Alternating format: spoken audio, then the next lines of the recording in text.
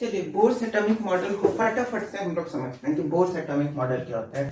पहला, इसको हम लोग स्टोलन मॉडल ऑफ रदरफोर्ड भी बोलते हैं, यानी जो रदरफोर्ड थे उनका बोर्ड साहब क्या किए थे, कुछ पार्ट जो है रदरफोर्ड के मॉडल का वो क्या किए थे, चुरा लिए थे, स्टोर कर लिए थे। तो इसमें पहला चीज बोर्ड साहब बोलते हैं कि जो न्यूक्लियस होता है यानी जो एटम्स होता है वो सब एटॉमिक पार्टिकल्स यानी प्रोटॉन, इलेक्ट्रॉन और न्यूट्रॉन इनसे मिलके क्या होता है, बना होता है सब एटॉमिक पार्टिकल्स है, और इनको फंडामेंटल पार्टिकल्स भी बोला जाता है। दूसरा चीज उन्होंने बोला कि जो न्यूक्लियस होता है, न्यूक्लियस में तुम्हारा प्रोटॉन और न्यूट्रॉन ये दोनों चीज तुम्हारे न्यूक्लियस में प्रेजेंट होता है ना, और इसको हम लोग टुगेदरली हम लोग इसको न्यूक्लियॉन्स भी बोलते हैं। ये चीज उन्होंने बताया। तीसरा चीज उन्होंने बताया कि न्यूक्लियस जो होता है, ये जो न्यूक्लियस है, न्यूक्लियस इसका नेचर कैसा होता है, न्यूक्लियस का नेचर होता है पॉजिटिव, पॉजिटिव नेचर का न्यूक्लियस होता है। तीसरा बात बताया। चौथा बात उन्होंने क्या बताया, चौथा बात उन्होंने ये बताया कि न्यूक्लियस जो होता है वो number of unit positive charge को कैरी करता है। यूनिट पॉजिटिव चार्ज मतलब जैसे कि अगर कोई एटम है जिसमें 3p+ है, 3p+ है, उस एटम के न्यूक्लियस में 3p+ है, इसका मतलब हुआ 3 यूनिट्स ऑफ पॉजिटिव चार्ज। इसका मतलब क्या हुआ, 3 यूनिट्स ऑफ पॉजिटिव चार्ज, यानी कि 3p+ यानी 3 units of positive charge, 4p+ यानी 4 यूनिट्स ऑफ पॉजिटिव चार्ज, यानी कि बात है। और इलेक्ट्रॉन जो होता है, पांचवी बात उन्होंने क्या बताया कि इलेक्ट्रॉन जो है न्यूक्लियस के अराउंड, एटम में इलेक्ट्रॉन न्यूक्लियस के अराउंड डिफिनिट ऑर्बिट में रिवॉल्व करता रहता है, डिफरेंट इन ऑर्बिट में डिफरेंट शेल्स में क्या करता है, रिवॉल्व करता रहता है। पांचवी बात बताई। छठी बात उन्होंने ये बताई कि टोटल शेल जो होते हैं, टोटल ऑर्बिट जो होते हैं वो 1 से लेके 7 तक टोटल ऑर्बिट होते हैं, लेकिन मॉडर्न कंसेप्ट में 8th ऑर्बिट को भी डिस्कवर कर लिया गया है। इलेक्ट्रॉन्स जो होते हैं वो डिफिनिट ऑर्बिट में होते हैं, यानी सबका ऑर्बिट जो होता है वो अलग अलग होता है डिफिनिट ऑर्बिट में। ये सब चीजें उन्होंने बताई थी। बताई तो यहाँ से उनका एक कंसेप्ट आया कि भाई ऑर्बिट क्या होता है। तो ऑर्बिट वो प्लेस होता है, the place where the electrons are found, जिस जगह पे इलेक्ट्रॉन्स को हम लोग ढूंढते हैं उसी को क्या बोलते हैं, ऑर्बिट। और ऑर्बिट का जो अरेंजमेंट होता है एटम के अंदर ऑर्बिट का जो अरेंजमेंट होता है, इस अरेंजमेंट को हम लोग बोलते हैं कर्नल। इस अरेंजमेंट को हम लोग क्या बोलते हैं, कर्नल, KERNEL, कर्नल। हमने बातें अब इसी कर्नल के बेसिस पे n = 1 2 3 4 5 6 7, n का वैल्यू 1 से लेके 7 तक जो बताया था बोर्ड साहब, ये क्या है, ऑर्बिट नंबर को हम लोग n से रिप्रेजेंट करते हैं। तो कर्नल का जो पहला लेटर होता है K, इसी से इनके ऑर्बिट सब शुरू हो जाता है। जैसे फर्स्ट ऑर्बिट को K से क्यों रिप्रेजेंट किया जाता है, क्योंकि K कर्नल का पहला है, कैपिटल। उसके बाद सिंपल अल्फाबेट KLMNOPQ, बात समझ में आ गई। तो इतना चीज उन्होंने बताया। उसके बाद उन्होंने बताया कि ऑर्बिट के अंदर अगर हम लोग को इलेक्ट्रॉन को कैलकुलेट करना है तो उसके लिए फॉर्मूला उन्होंने दिया 2n², जहां पे 2 क्या है, पेयर ऑफ इलेक्ट्रॉन्स, 2 क्या है, 1 pair of electron in A sub orbital. Sub orbital में एक पेयर ऑफ इलेक्ट्रॉन तुम्हारा है 2, और n क्या है तुम्हारा, ऑर्बिट नंबर, n क्या है, ऑर्बिट नंबर, और ये 1 pair of electron in sub orbital. बात समझ में आएगी। इतना चीज उन्होंने बताया। उसके बाद उन्होंने जैसे फर्स्ट ऑर्बिट है तो फर्स्ट ऑर्बिट में कितने इलेक्ट्रॉन होगा, तो यहाँ पे n का वैल्यू 1 डाल देंगे तो 2, 1 का स्क्वायर 2 इलेक्ट्रॉन, ठीक है। सेकंड में कितना होगा, तो इसका वैल्यू 2 डाल देंगे, यहाँ पे पता चल जाएगा 8 इलेक्ट्रॉन। उसी तरह से 3 में कितना होगा, 18 इलेक्ट्रॉन, तो 2 8 18 32 तक इलेक्ट्रॉन होता है। लेकिन 32 के बाद, यानी कि जैसे अगर फोर्थ तक तो 32 इलेक्ट्रॉन हुए, फोर्थ ऑर्बिट तक, लेकिन जैसे अगर तुमको फिफ्थ ऑर्बिट का निकालना होगा, फिफ्थ ऑर्बिट का, तो फिफ्थ ऑर्बिट में भी 32 इलेक्ट्रॉन ही होगा। फिफ्थ ऑर्बिट में 50 इलेक्ट्रॉन नहीं होगा, 32 ही इलेक्ट्रॉन होगा। कैसे? देखो, जैसे ये न्यूक्लियस है, ये मान लो ऑर्बिट है, 1 2 3 4, ठीक है। तो एन का वैल्यू 1 2 3 4 5 6 5 6, ठीक है। तो यहाँ पे K L M N O P ये हो रहा है। तो पहले में, अब देखो, पहले में कितना इलेक्ट्रॉन बोले थे वो? 2 इलेक्ट्रॉन पहले ऑर्बिट में, दूसरे में 8 इलेक्ट्रॉन, तीसरे में 18 इलेक्ट्रॉन और चौथे में 32 इलेक्ट्रॉन। अब इसके बाद पांचवें, छठे या सातवें में भी O P Q, ये Q हो जाएगा। तो सातवें तक भी 32 इलेक्ट्रॉन ही होंगे। 32 इलेक्ट्रॉन, सातवें सेल तक भी 32 इलेक्ट्रॉन ही होगा। क्यों 32 इलेक्ट्रॉन होगा, इसका कारण अभी आगे बताते हैं। अच्छा, फोर्थ ऑर्बिट से लेके आगे जहां तक है उन सब में, क्योंकि कांस्टेंट नंबर ऑफ इलेक्ट्रॉन्स है 32, इसीलिए n से लेके आगे तक वाले जितने ऑर्बिट हैं उनको हम लोग कांस्टेंट ऑर्बिट भी ट्रीट करते हैं। कांस्टेंट ऑर्बिट भी या कांस्टेंट शेल भी उसको हम लोग बोलते हैं। बात समझ में? तो ऐसा क्यों होता है, इसको बताते हैं। अच्छा, इस वाले कंसेप्ट को तो सब लोग जानते हैं कि बिल्डिंग को जानते हो कि बिल्डिंग जो होता है, कोई भी 21 मंजिला 10 मंजिला इमारत है, उसमें बिल्डिंग, वो बिल्डिंग होती है। बिल्डिंग के अंदर क्या होता है? फ्लैट्स में अंदर रूम होते हैं। मतलब बिल्डिंग है, बिल्डिंग के अंदर क्या होंगे? फ्लैट्स होंगे, उनके अंदर कमरे सब होंगे और उनके अंदर हम लोग रहते हैं। उसी तरह से एटम में क्या होता है? एटम को बिल्डिंग एज्यूम करो, तो एटम के अंदर फ्लैट्स यानी ऑर्बिट्स होते हैं। ऑर्बिट के अंदर सब ऑर्बिट्स होते हैं यानी रूम, और सब ऑर्बिट के अंदर सब ऑर्बिटल होते हैं। और वो जो सब ऑर्बिटल होते हैं उन्हीं के अंदर इलेक्ट्रॉन्स क्या होते हैं? प्रेजेंट होते हैं। ये भी चीज इन्होंने बताया था, बोर साहब ने। बात समझ में? अच्छा, एक चीज और देखो, इलेक्ट्रॉन जो होता है वो दो तरीके से रिवॉल्व करता है, स्पिन करता है। जैसे अर्थ जो होता है वो अर्थ अपने एक्सिस पे से गोल गोल गोल गोल घूमते रहता है, उसी तरह से जो इलेक्ट्रॉन होता है वो भी अपने एक्सिस पे स्पिन करता रहता है। तो वो कैसे स्पिन करता है? एक करता है क्लॉकवाइज डायरेक्शन में, क्लॉकवाइज को हम लोग अपर एरो से डिनोट करते हैं, और एक करता है एंटी क्लॉकवाइज में, जिसको हम लोग डाउनवर्ड एरो से डिनोट करते हैं। बात समझ में आई? तो क्लॉकवाइज डायरेक्शन में जो घूमता है उसको किससे? अपर एरो, और डाउनवर्ड से जो करता है उसको इनर एरो। तो ऑर्बिट तो समझ गए, एन यानी के एल एम ये सारे हो गए। सब ऑर्बिट्स क्या होते हैं? सब ऑर्बिट्स को हम आगे समझते हैं। S P D F.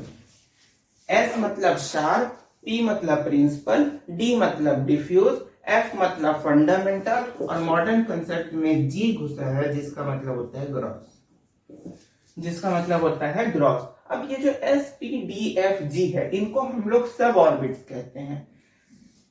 अब इन्हीं के अंदर ऑर्बिटल होते हैं, इनको हम लोग एल से डिनोट करते हैं, यानी इनका जो वैल्यू होता है उसको हम लोग एल से डिनोट करते हैं। जैसे एस के लिए एल का वैल्यू होगा 0, पी के लिए एल का वैल्यू होगा 1, डी के लिए होगा 2, एफ के लिए होगा 3, जी के लिए होगा 4। बात समझ में? अब ये वैल्यू निकलता कैसे है? तो l is equal to n minus 1, l is equal to n-1, यानी जो ऑर्बिट नंबर है, ऑर्बिट नंबर में से एक को घटा दो, ऑर्बिट नंबर में से एक को घटा दो। अब कैसे उसका पता चलेगा कि कौन किस ऑर्बिट में एग्जिस्ट करता है वो बताते हैं। न्यूक्लियस है, एक first, second, third, fourth, fifth, sixth, seventh में बताए। तो देखो, ये फर्स्ट ऑर्बिट, ये सेकंड ऑर्बिट, ये थर्ड ऑर्बिट, ये फोर्थ ऑर्बिट, ये फिफ्थ ऑर्बिट, ये सिक्स्थ ऑर्बिट, ये सेवंथ ऑर्बिट।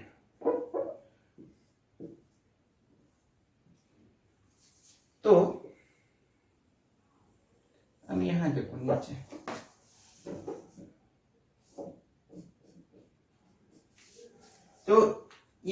कितने तरह के ऑर्बिट हो गए यहाँ, n का वैल्यू ये सब दिया है 1 2 3 4 5 6 7, और इन सब का शेल भी जानते हो, ये k शेल का है, ये l, ये m, ये n, ये o, ये p, ये q।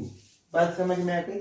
अब k शेल में सबसे पहले होता है s, फिर होता है sp, फिर होता है spd, फिर होता है spdf, spdf, spdf, spdf। अब ये जो spdf जो होता है, देखो अब एक चीज बताओ, हम यहाँ पे भी बताए थे कि फोर्थ ऑर्बिट से लेके आगे तक जितना ऑर्बिट है उसमें कांस्टेंट इलेक्ट्रॉन होता है और उनको कांस्टेंट सेल कहते हैं। तो कांस्टेंट इलेक्ट्रॉन क्यों होता है? क्योंकि उसमें ऑर्बिट का जो संख्या है वो भी कांस्टेंट होता है। देखो फोर्थ से लेके 7 तक में जितना भी ऑर्बिट है उसमें सेम नंबर ऑफ सब ऑर्बिट है, यानी spdf, spdf, spdf, spdf, same number of orbit है, यानी कि same number of electron. Same number of electron मतलब कांस्टेंट ऑर्बिट इसको ट्रीट किया जाता है। तो बात समझ में आई क्यों कांस्टेंट ऑर्बिट ट्रीट किया जाता है? क्योंकि सेम नंबर ऑफ सब ऑर्बिट होता है। तो अब s के लिए l का वैल्यू 0 हुआ, कैसे? देखो s के लिए l का वैल्यू कैसे निकालते हैं, n-1, n क्या ऑर्बिट नंबर, तो s देखते हैं केवल एक ही, जैसे s हम लोग को निकालना है तो देखेंगे कि s केवल यानी ओनली s किस ऑर्बिट में प्रेजेंट है, तो k ऑर्बिट में s के अलावा कोई और सब ऑर्बिट है नहीं, pdf कोई नहीं है। तो s k के लिए n का वैल्यू क्या है 1, तो 1 में से 1 को घटा दिए, s का l का वैल्यू कितना है 0। उसी तरह से p के लिए l का वैल्यू क्या है 1, कैसे? तो p केवल 2 में है, तो 2 - 1 1। d किस में? केवल 3 में है, d केवल क्या है 3 में है, तो 3 - 1 क्या हो गया 2। उसके बाद f जो है वो किस में है, फोर्थ में, 4 - 1 3। बात समझ में आ गई कैसे निकलता है, क्या होता है यहाँ पे? चलिए, अच्छा इनका टोटल नंबर ऑफ इलेक्ट्रॉन कितना हो जाएगा? s में कितना नंबर ऑफ इलेक्ट्रॉन हो जाएगा?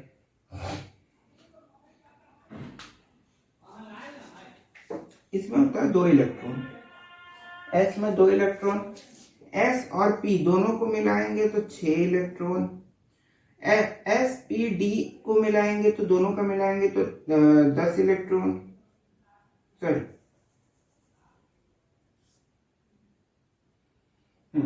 10 इलेक्ट्रॉन, चौथे का हो जाएगा आपका 18 इलेक्ट्रॉन। उसी तरह से आगे बढ़ते जाओगे तो और सबका भी निकलता जाएगा, 18 इसमें 14 होता है। हाँ, यानी कि s ऑर्बिट में तुम्हारा s जो ऑर्बिट होता है ना उसमें तुम्हारा 2 इलेक्ट्रॉन होता है, इसको याद कर लेना। s में 2 इलेक्ट्रॉन, p में 6 इलेक्ट्रॉन, d में तुम्हारा 10 इलेक्ट्रॉन और f में तुम्हारा 14 इलेक्ट्रॉन होता है। यानी हर में 4 इंक्रीज करते जाओ, जैसे 2 + 4 6, 6 + 4 14, 6 + 4 10, 10 + 4 14, 14 और 10 + 4 18 इलेक्ट्रॉन तुम्हारा g में होता है। हालांकि g को हम लोग को पढ़ना नहीं है, एक ऐसी जनरल नॉलेज के लिए बता दिए, ठीक है। तो इतना बात समझ में आया, इसमें कोई दिक्कत नहीं। अब आगे बढ़ते हैं। चलिए अब एक चीज और समझिए, जैसे यहाँ पे हमने लिखा ऑर्बिटल, इसके बाद हम लिखेंगे number of electrons, orbital number of electrons और सब ऑर्बिटल्स,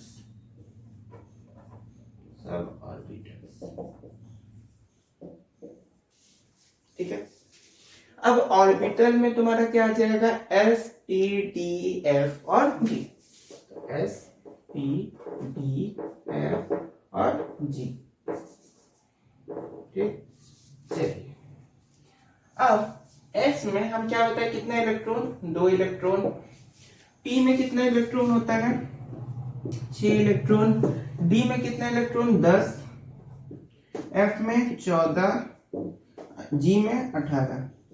पता है? अब जितना इलेक्ट्रॉन देख रहे हो इसका आधा कर लो, जैसे 2 का हाफ क्या होगा 1, 6 का हाफ 3, 10 का हाफ 5, 14 का हाफ 7, 18 का हाफ 9। उतने नंबर ऑफ बॉक्स बना दो, डब्बा।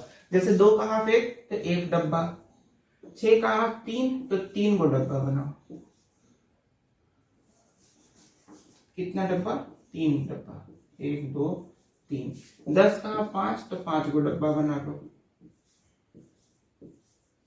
14 का हाफ 7, 7 गो डब्बा।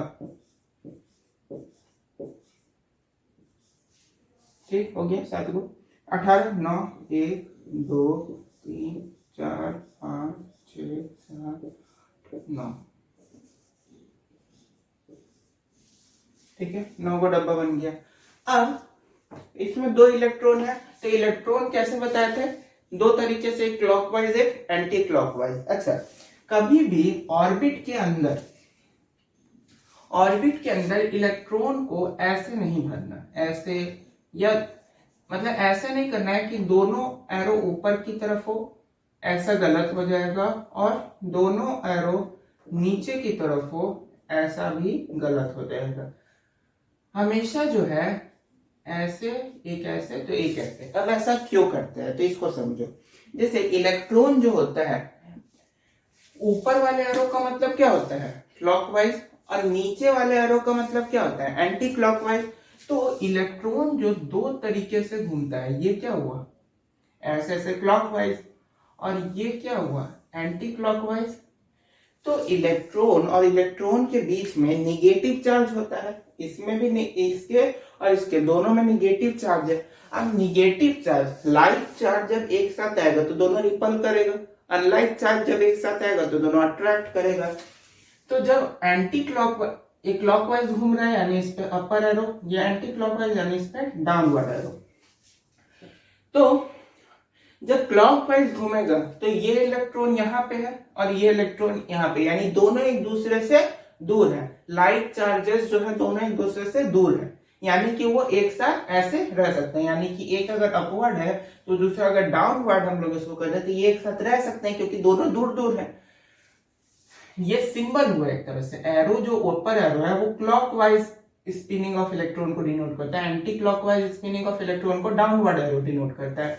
तो दोनों को एक साथ अगर रखना है तो एगो अपवर्ड एगो डाउनवर्ड, ऐसे ही एरो इसमें डालेंगे तभी दोनों इलेक्ट्रॉन रह पाएगा। नहीं तो अगर दोनों को अपवर्ड डाल देंगे तो ये भी तुम्हारा यहाँ आ जाएगा और ये भी तुम्हारा यहाँ पे आ जाएगा। तो देखो दोनों इलेक्ट्रॉन एक साथ हो गए तो दोनों में निगेटिव चार्ज, यानी दोनों एक दूसरे से दूर चला जाएगा, इस और सब ऑर्बिटल में आ ही नहीं पाएगा। इसी कारण से एक बार अपवर्ड रखते हैं, एक बार डाउनवर्ड। समझे बात नहीं? चलिए इतना बस। अब इसमें कितना है 6 इलेक्ट्रॉन। तो 6 इलेक्ट्रॉन को ऐसा नहीं कि 1 2 3 4 5 6 ऐसे कभी नहीं भरना, ये गलत है। क्यों गलत है? क्योंकि हुन्स रूल यहाँ पे काम करता है। हुन्स रूल क्या होता है?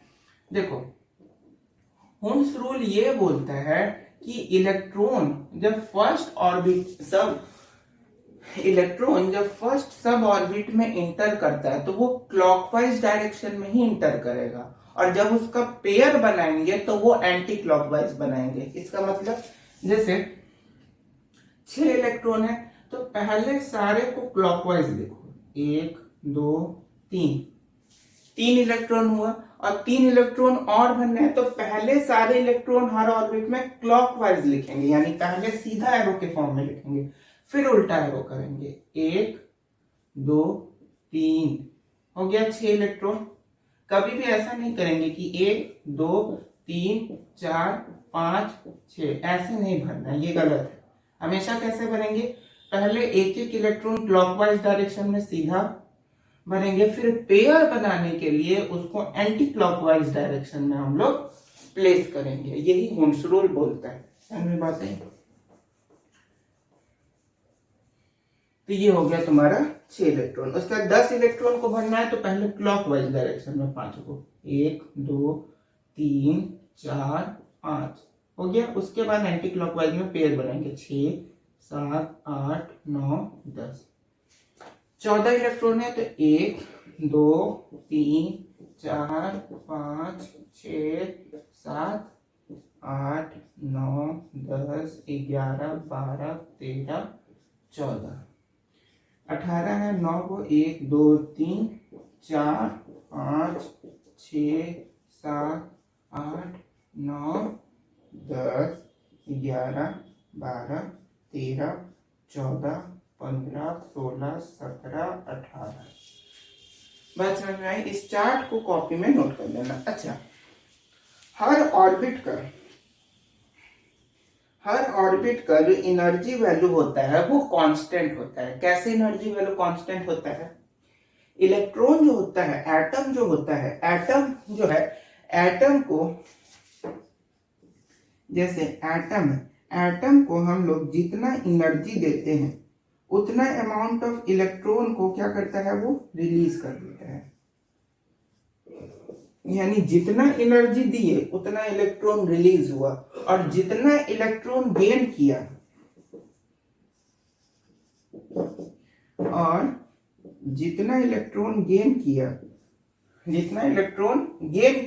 उतना एनर्जी रिलीज किया। यानी इलेक्ट्रॉन को लूज करने के लिए जितना एनर्जी वो लिया था उतना एनर्जी इलेक्ट्रॉन को गेन करते समय वो लूज कर दिया। यानी इलेक्ट्रॉन को लूज करने के लिए वो एनर्जी लिया, और इलेक्ट्रॉन को गेन करने के बाद उतना ही एनर्जी, जितना एनर्जी वो लिया था उतना एनर्जी ही वो लॉस कर देता है एटम। जिसके कारण से जो एनर्जी वैल्यू होता है हर ऑर्बिट का, ईच ऑर्बिट का, वो कांस्टेंट होता है एटम में। बात समझ में आई? चलो